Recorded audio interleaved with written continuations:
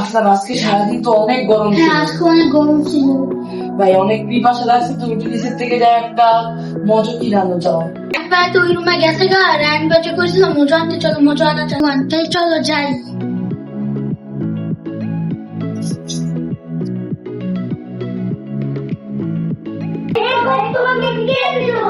আমার ভাইয়া।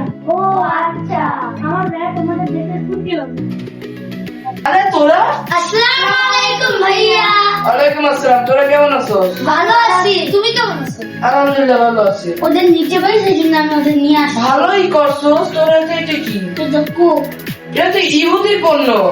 ভুলে গেছে ভাই, আমার মাফ করে দাও। জ্বালা আজকে ইসরায়েলের পণ্য।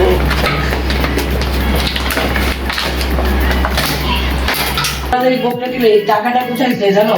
ইসরায়েলের হাতে, ইহুদির হাতে।